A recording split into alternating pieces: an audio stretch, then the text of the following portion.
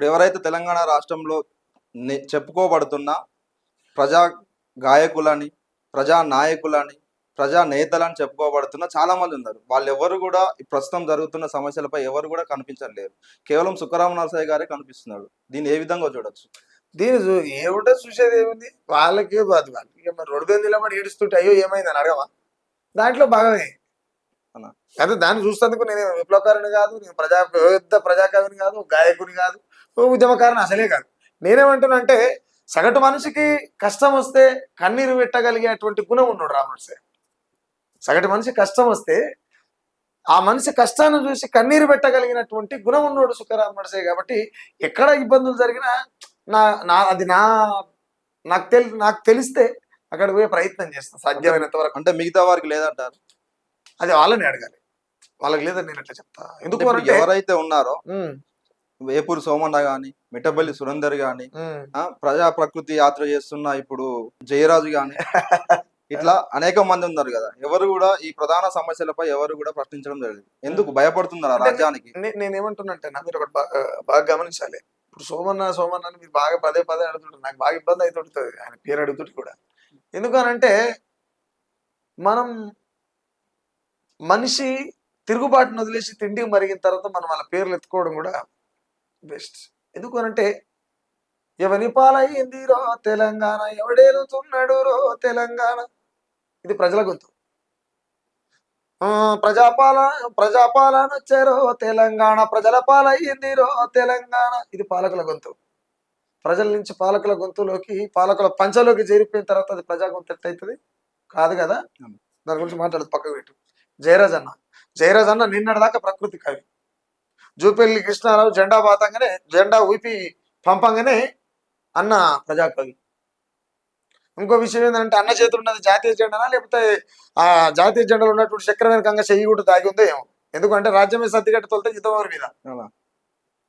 ఎందుకు నేను ఈ మాట అంటున్నానంటే అన్న ముగింపు యాత్ర సభ పెడితే ఆ సభలో ప్రకృతిని కాపాడాలనేటువంటి సభలో అదైతే సభ ఏదైతుందో ఆ సభలో భాగంగా ఆ ప్రకృతి సభలో ప్లాస్టిక్ ఫ్లెక్సీ వన్నెలు అలుపుతుంది అన్న పెట్టిన సభలో.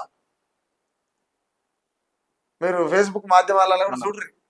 అంటే నేనేమంటున్నా అంటే ప్రజలు వానమ్మ వానమ్మో వానమ్మో ఒక్కసారన్నా వచ్చిపోవే వానమ్మ, సేలల్లో నీళ్లు లేవు, సెలకల్లో నీళ్లు లేవు, నిన్నే నమ్మిన రైతు కళ్ళల్లో నీళ్లు లేవు అంటే ఇలాంటి పాటలు అన్నప్పుడు ప్రజల కోసలు.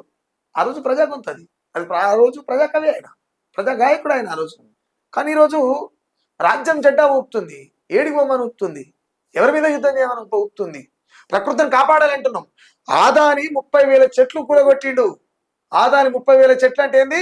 ఒక్కొక్క చెట్టు 200 ఏళ్ళు 300 ఏళ్ళు వయసు ఉన్నటువంటి చెట్లను ఎంత ఆక్సిజన్ ఇవ్వాలంటే ఒక్కరి నోరు మీద పరే. ప్రకృతిని పరిరక్షించేటువంటి వాళ్ళు మాట్లాడాలి కదా. మాట్లాడాలి. కాబట్టి నేనేమంటున్నా అంటే వాళ్ళు ప్రకృతి అనొద్దు, ప్రజలు అనొద్దు, వాళ్ళ సొంత కవులు వాళ్ళ ఇంటి కోసం బతికేటువంటి ఇంటి కవులు. ఇంకెవరు నాన్న?